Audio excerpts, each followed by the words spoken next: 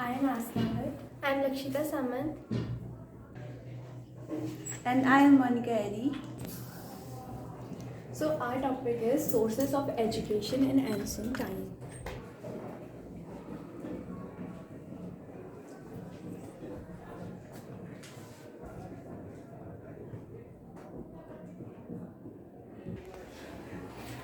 Ancient education system. Ancient education during the ancient period, two systems of education were developed, Vedic and Buddhist.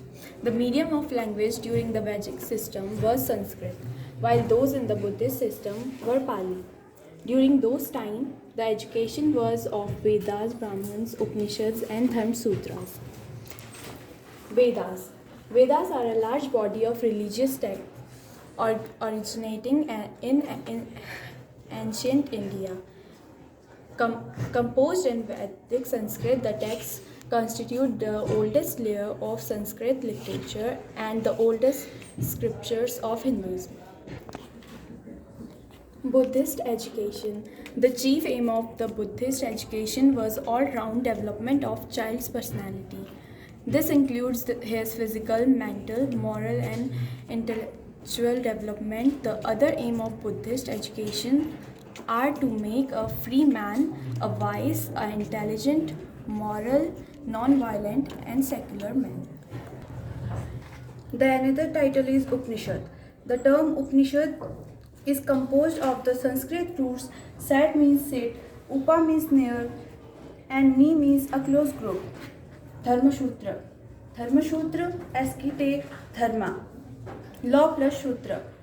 Aphorism, any of a class of Sanskrit prose text concerned with law and rules of conduct dharma. Writing of Aryabhatta, Panini, Katyayana, Patanjali, and the medical treatise of Charaka and Sushruta were also other sources of learning in the ancient education system. Charaka was one of the principal contributors to Ayurveda, a system of medicine and lifestyle developed in ancient India. He is known as an editor of the medical treatise entitled Charaka Samhita, one of the foundational texts of classical Indian medicine and Ayurveda, including under Brihad Trai.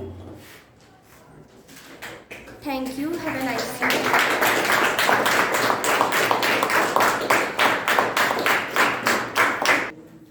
Good morning everyone. Today I, Khati, and my team member Anupura are going to present an activity given by our English teacher Mr. Vipin Kumar on the topic Taxila University.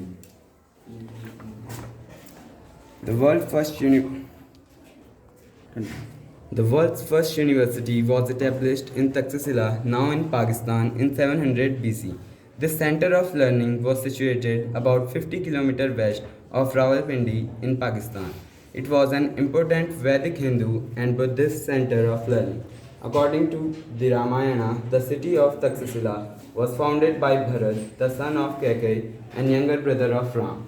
In this university, more than 10,500 students from all over the world studied here. The campus accommodated students who came from as far as Babylonia, Greece, Arabia, and China, and offered over 60 different courses in various fields such as science, maths, medicine, politics, and even subjects such as archery and astrology are also taught. Students were admitted to this university at the age of 16 after they had completed their basic education in their local institution. They were supposed to pay for their expenses. However, if a student was unable to pay, then he could work for his teacher.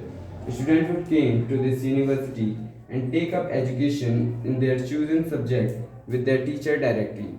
Entrance exam to Taxila was very difficult and only 3 out of every 10 students passed the admission test. Thank you.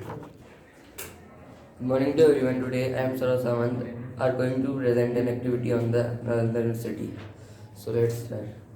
Very good morning to you all. Today I am Anil Raut with my team Alman and Naman stand here to present an activity on role of teacher in ancient time. Ancient education. During ancient education, two systems of education developed. Vedic and Buddhist.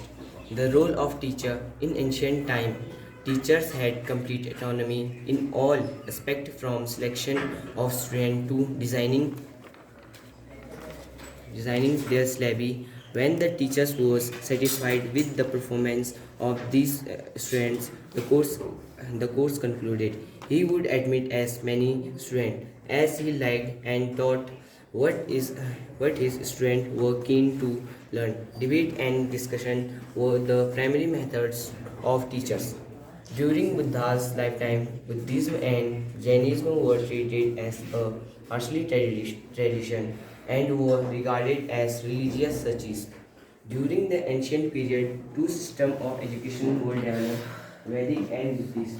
The medium of language during the Vedic system was Sanskrit, while those in the Buddhist system were Pali. During those times, the education was of Vedas, Brahmanas, Upanishad, and Sutras from the Rig Veda onwards. Our ancient education. Education started with the objective of developing the student not only in the outer body but also on the inner body. Teachers was assisted by their advanced level students. Thank you.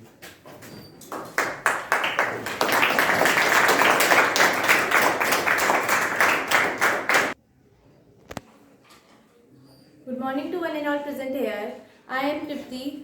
And I'm Kamna. And I'm Alicia. Here to explain a paragraph from chapter 11 of our book It So Happened, Asian Education System of India. The paragraph is headed with salient features of Asian education system. So let's start. In ancient India, both formal and informal ways of system existed. In design, education was imparted at home, in temples, pathshalas, schools, gurukuls. The system did not just teach from the books, but it was focused on the moral, physical, spiritual, intellectual aspects of life. It inculcated the values such as humanity, truthfulness, discipline, self-awareness, and respect for everyone. As by the title we can understand, it tells about Asian education system. It comes from Rig Veda.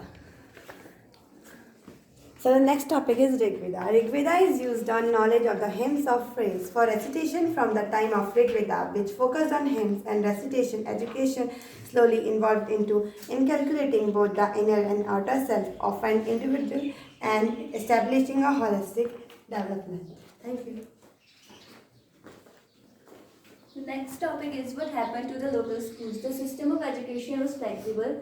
Few things that you associate with school study were present in the pathshalas at the time. There were no fixed fee, no printed books, no separate classes were held under a banyan tree. In other places, in the corner of a village shop or temples, or on the guru's home, fee depended on the income of parents. The rich had to pay more than the poor. Teaching was oral, and the guru decided what to teach. In accordance with the needs of the students were not separated out into different classes. All of them sat together in one place. The guru interacted separately with groups of children with different levels of learning.